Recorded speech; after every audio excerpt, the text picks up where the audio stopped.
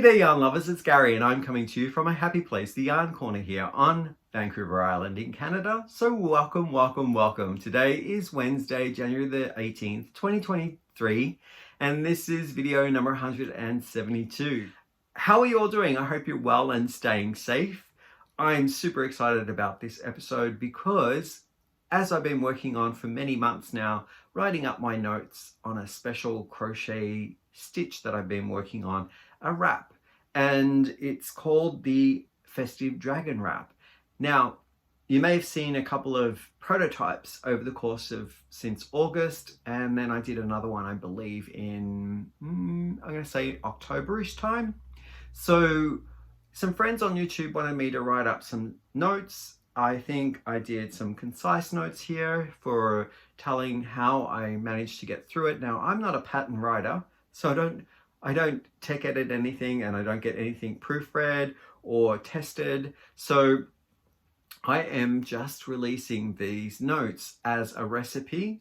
Thanks, Jax. And Jax has came up with the perfect way of explaining that it is a recipe, jotting down my notes, and it has a bit of fudging involved so that numbers of the stitch work can make it through to the proper count through the different changes throughout the piece. So I invite all the people to fudge it where they need to and not take verbatim the stitch counts. If you feel like you want to throw in a couple of stitches or try something different for a section, then these are just guidelines and I hope that you'll enjoy it if you want to try it. So I'm going to backtrack a little bit because this has a bit of a story to it.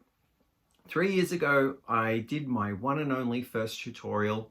Was it my only? Yes, it was my only tutorial. And it was for a crocheted Festive Dragon chevron scarf. Now, it was a reversible scarf which had ridges on both sides.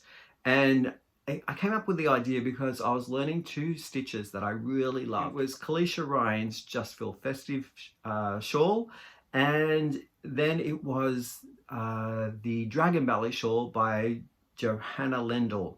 And I'll link those two patterns down below in this description box because I wanted to mash up those two stitches together, and I came up with the Festive Dragon chevron scarf. So fast forward to last year when I thought I'd like to tell a little bit more of the story about the Festive Dragon. So I thought I'm going to do a wrap.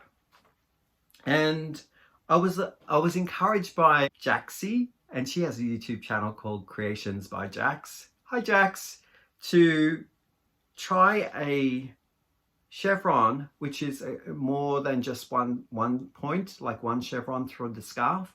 And so I thought to myself, okay, I will try to do a repetitious chevron and somehow add something new to the flavor of the story of the Festive Dragon. So I wanted to add in the scales. And I was looking through my Japanese dictionary on stitches, and I found a stitch called the arcade stitch.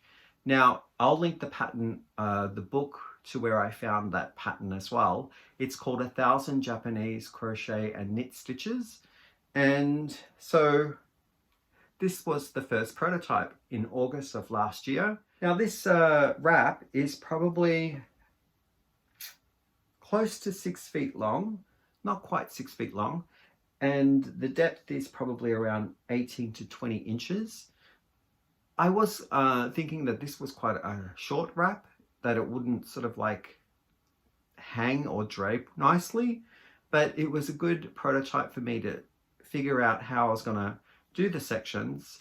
So we got the valleys there on the bottom, and you got a little bit of lace work to level it all up, and then the arcade stitch, which is back and forth. It's kind of like a nice methodical stitch to be working through. So it's worked up from the chevron to the arcade stitch all the way up to the top of the wrap here. And so I thought, okay, I'm going to try and do it again because I got encouraged to write some notes and share them amongst the yarny friends out there. So I came up with a little bit of a bigger dragon and a dragon wrap. So I've got, I'm going to say 8.5 feet long or thereabouts.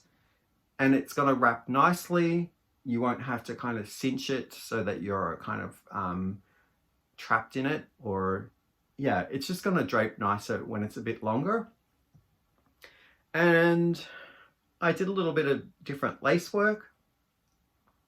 Ridges are only on one side. This is a DK weight design, but you can do it in any other weight. You just got to accommodate for the length and change up your hook. So yeah, the notes are there for reference. A couple of images. You can make whatever you want out of it as well.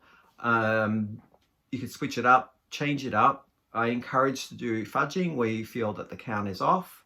Maybe you can do different edging if you want to kind of like clean up the edges.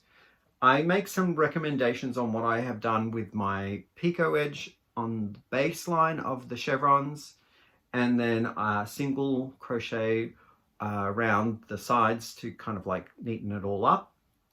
But if you have your favorite stitch to go around, then you can do that as well. So you can sell the work if you make anything from this, like say for example, you do craft fairs, or you want a couple of people who have put their orders in with you to make some of these. The only thing that I would ask not to do is to sell the pattern itself. So when you look down below in the description box of this video, you'll see a link. Now that is to my Dropbox account. It's a public folder, and I've just left my PDF there. And when you click on it, you'll get a browser window that opens up in whatever platform you're using, like Explorer. I don't know who uses that anymore. Safari, Firefox, or Chrome. You'll have a window that opens up in one of those browser platforms, and you'll see that this image here, and it will give you the option if you want to download it or if you want to just look at it through your browser window. So I think if you just print it from the browser window, you'll get a hard copy. You won't have to download it to your computer at all. But that's the instructions there. There are divisions there to show how many stitches to subtract or to increase, so that the patterns in all of the different layers of it work out to be the same.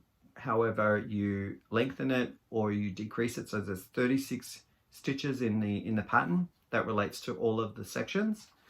And you can omit a section if you don't want to work a section, and you can just do the chevron part all the way up. Yeah, so I hope you enjoy it. I'd love to see what you come up with if you decide to tackle the Festive Dragon Wrap, and see what you choose in the way of yarn, whether you want some sparkle or some glitter, if you choose a variegated or a speckled yarn. I think it would lend to a lot of those wonderful choices in yarn, and what size of yarn that you choose as well. And if you choose to omit a section, yeah, all of that sort of stuff interests me. So if you want to send me a snapshot in progress, or if you have a finished work, my email account is down below in the description box, and I can answer any questions as well, to the best of my ability, if you have them while you're working on it. And I will see you in the next video. Bye for now.